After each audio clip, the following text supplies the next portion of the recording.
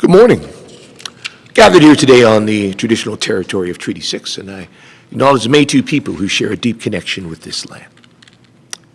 There is a serious crisis in our ambulance system, leading to burned-out paramedics, chaos in our hospitals, and worst of all, delays in reaching Albertans who call 911 in an emergency. Now, Danielle Smith and her administrator, John Cowell, think they can address this by just nibbling around the edges of interfacility and non-urgent transfers. But the bottom line is we just don't have enough paramedics. Today, we can quantify that, at least here in Edmonton, using data that we obtained from AHS through FOIP.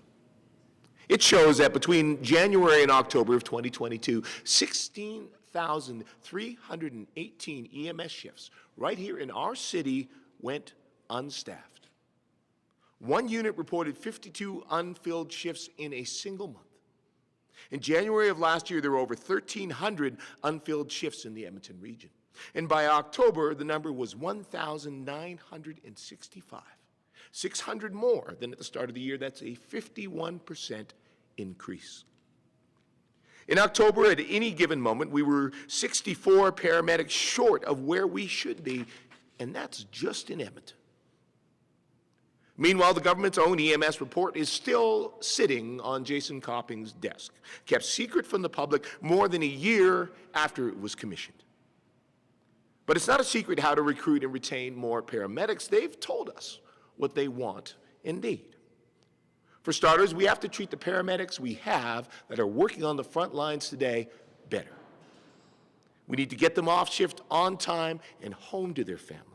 Offer all part-time and casual paramedics a permanent full-time contract with benefits. And lastly, scale up harm reduction to reduce the immense burden of drug poisonings. These are the simple steps that paramedics themselves have been calling for months, but which Danielle Smith and John Cowell, for all their talk about bold change and reform, still refuse to act on. I strongly urge the UCP to finally listen to paramedics and start taking real action. What's more, I call on Jason Copping and John Cowell to release the full data set for the rest of the province so we can see what the number of unfilled shifts is province-wide, right up to the end of December. Finally, before I take questions, I want to speak directly to all paramedics that work across our province. I want to say thank you for all you do each and every day to protect Albertans and keep our communities safe. You work under traumatic conditions, and your workload means that too often you're forced to set your own needs aside because you're too busy caring for the needs of others. I can only imagine how hard it's been to deal with the stresses and the pressures of working under these conditions, how it's affected both you and your loved ones. You deserve a government that will have your back. And we're working to ensure that in just a few short months, you'll have one. Thank you, and I'm happy to take any questions. Thank you. Just a reminder that if you're on Zoom, it's the raise hand function. If you're on the phone, it's *9. We'll start with questions here in the room. Thanks. Hello, Morgan Black from Global Edmonton. So training up these paramedics obviously takes a bit of time. So in the short term, what would you say is the best solution to filling these shifts and creating that bridge? Absolutely. So what we know right now is that we have incredible levels of burnout amongst paramedics. So we have extremely high levels of folks that are taking mental health leaves, calling in sick, et cetera, which adds to these unfilled shifts. So really, we have these three clear calls from paramedics that they've been asking for months. One is to make sure that paramedics are able to get off shift on time and home to their families, to get rested so that they can come back the next day.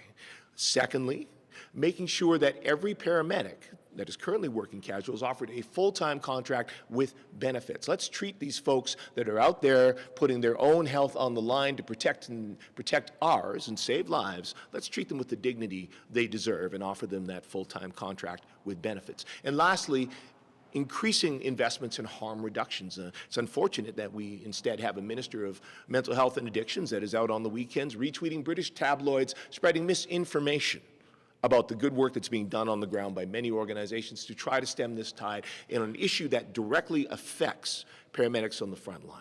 So government making those investments in improving supports in harm reduction will help take the pressure off, and that will allow more of the paramedics we currently have to be able to take more shifts. Thanks. And I know the data doesn't necessarily speak to this specifically, but if we're talking about gaps in the system and fewer and fewer paramedics around, in your conversations with them, where have they gone? Like, where are these missing pieces? You know, in talking with frontline paramedics, I mean, some of them simply move on to other kinds of work. Some of them may choose to go into private practice, so they may choose to go work in areas like the oil field or other opportunities like that where they have a more constrained schedule, better hours, better control over what they're facing. But the challenge really just is that we are continuing to lose paramedics. Regardless of where they choose to go, the fact is that we are losing capacity in the system. And that means that the folks that are working are having to take on more, they're burning out faster, and that leads to more attrition. So we really need to listen to paramedics, take these 3 simple concrete steps that they've laid out, and then also make those investments then in terms of training and getting more paramedics on the ground. But it's going to be even harder to simply get people into training and want to move into the occupation as long as the stress of the job remains this high. Thank you. We'll now go on the phone. Caller, your line is open. A little off topic, but I just kind of want to get your thoughts in regards to this constant battle between the province and the federal government. We heard over the weekend the Prime Minister talking about how there's many in Alberta's politics that are trying to get in the way of energy transition and climate change initiatives. And we heard the Premier this morning telling the Prime Minister to quit the program here in Alberta. So what do you make of all these constant dialogues between both governments? I think it's unfortunate the level of politicization that we're seeing around some of these key issues. We know that there are significant changes that are happening in terms of energy production. There are significant efforts that have to be made to address climate change. And, you know, when we were in government, we viewed that as an opportunity for us to work collaboratively to support our energy industry in working towards meeting those climate goals while sustaining jobs here in the province of Alberta. And hey, at times, yes, we actively advocated and stood up to the federal government when we felt that their goals and their initiatives were not taking into account what needed to happen here on the ground in Alberta, what we need to do to protect and support jobs and find ways to move forward responsibly. As a government, we put forward a Made in Alberta plan that worked within those goals and has had significant impacts in improving the growth of renewable energy here in the province of Alberta, creating new jobs, new opportunities, reducing emissions. That is work, I think, that we can continue to do.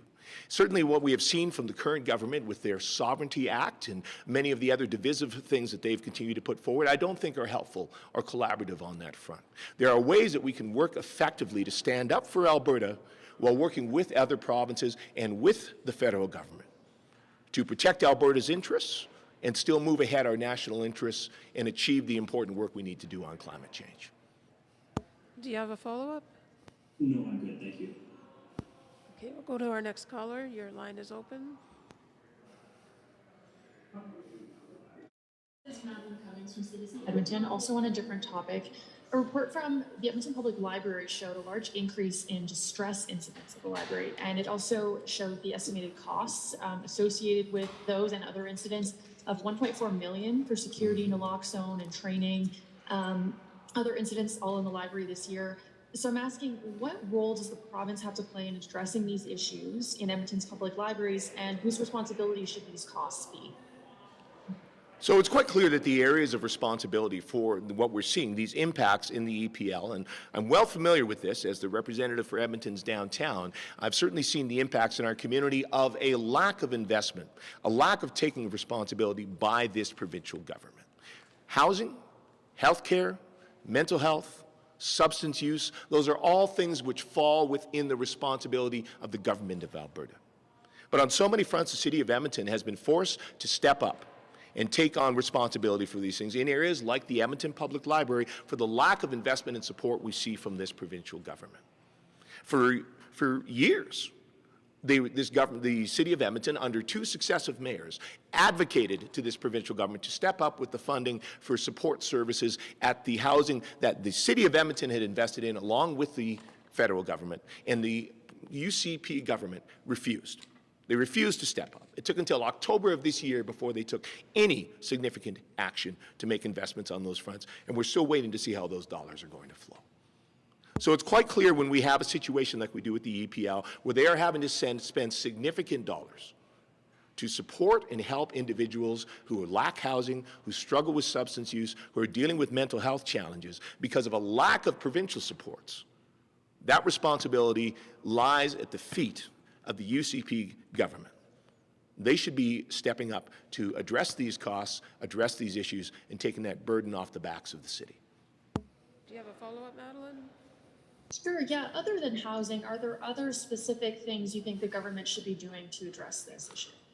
So certainly the question of supports for harm reduction, we saw those reduced here. So we saw actually harm reduction spaces, supervised consumption sites closed here in the heart of the city. And I've spoken with paramedics who work on the ground here in downtown Edmonton, and they saw an increase in the number of drug poisonings they're dealing with. We have seen an increase in the number of drug poisonings in public spaces across our downtown, whether that's at the City Centre Mall, whether that's on public streets, whether that's in spaces like the public library.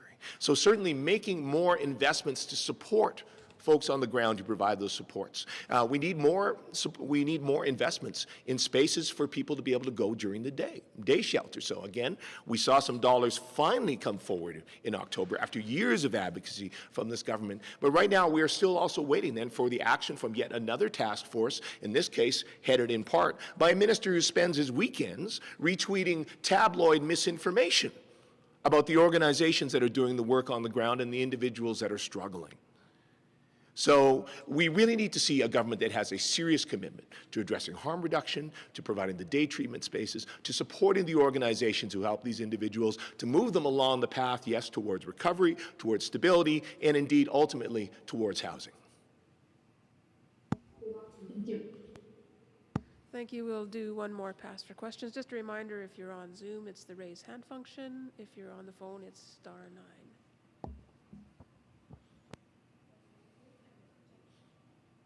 Seeing none, that concludes our press conference for today. Thanks, everyone. Thank you.